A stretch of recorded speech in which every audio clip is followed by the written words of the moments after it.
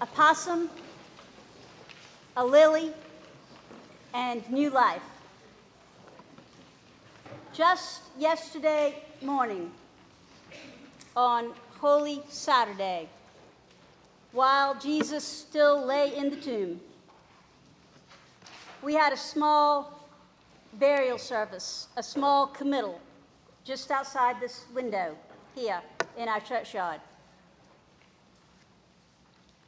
Present were just the family of the deceased, and then one close family friend, and one of the grandchildren had brought with her a tiny baby possum. She was holding it in the palm of her hand. The cat apparently had brought the possum home.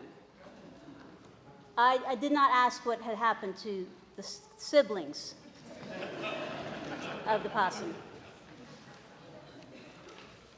Now, this little possum, technically opossum, marsupial, possums are marsupial. It's so good to have one. If you have one living around your house, you're in luck. They're so good to have around. Well, we all found ourselves marveling at the appropriateness of it all. At times of death, and I see this all the time, again and again and again. During times of tragedy, during times of struggle, times of sorrow, times even of death, it is not uncommon for there to be new life springing up somewhere within the family. Oftentimes, though, it's a new grandchild, or maybe a new great-grandchild, maybe some new job or new direction in life. Well, yesterday it was a baby possum. And I must say it was really cute. And I have to say, I'm from Johns Island, so I've seen lots of them over the course of my life, and I will say I've never touched one before. And never had the desire to, but as long as I could, I didn't have to look at the tail, and I didn't. Its fur was really soft, too.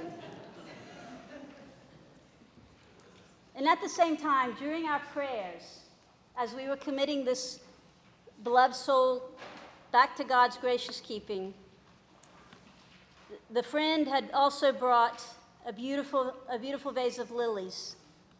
And one of the lilies during the prayers, another grandchild said that one of the lilies opened during the prayers. New life, always new life, for me, for you, for those whom you love, for the world. The theologian Jane Williams writes, real life is something so unusual that we can barely recognize it. Occasionally, we get glimpses of real life, and it touches us with awe and the mysterious. Mary Magdalene, apostle to the apostles.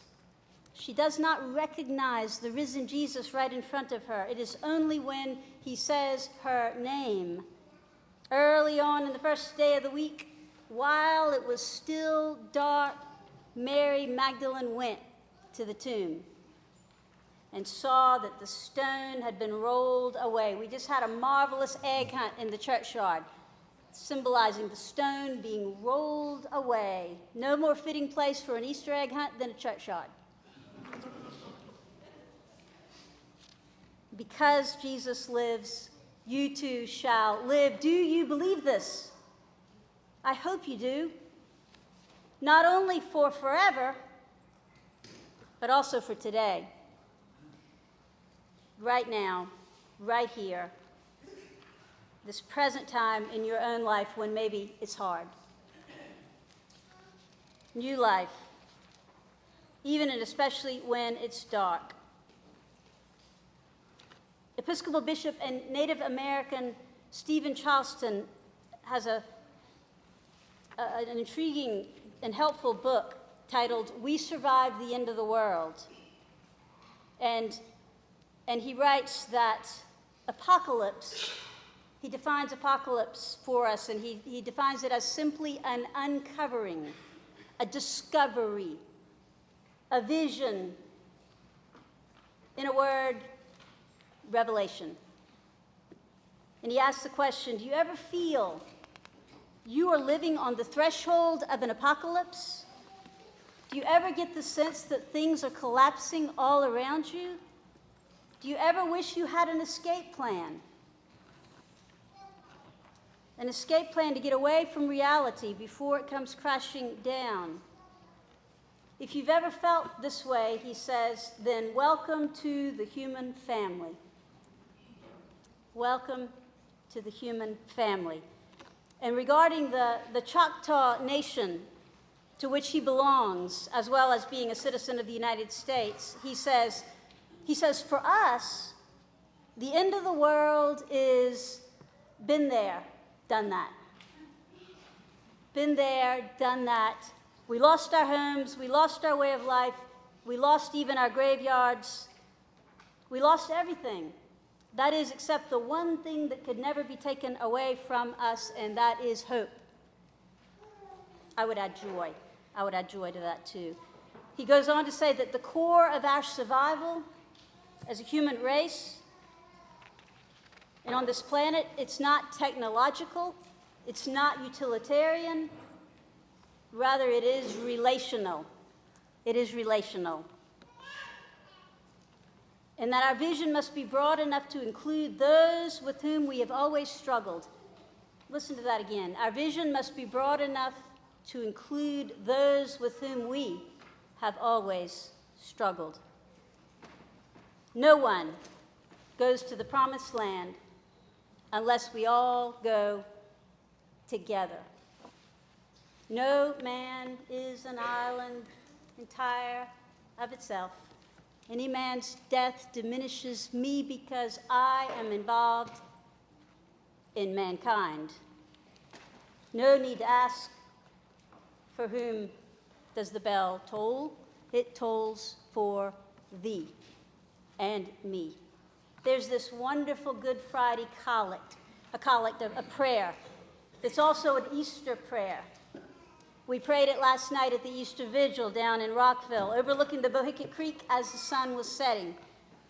It goes like this: O God of unchangeable power and eternal light, look favorably on your whole church, that wonderful and sacred mystery. Carry out in tranquility the plan of salvation. Let the whole world see and know that things which were cast down are being raised up, and things which had grown old are being made new, and that all things are being brought to their perfection, their completion, by him, through whom all things are made. Our hope, our joy, a possum, a lily, and new life. Amen.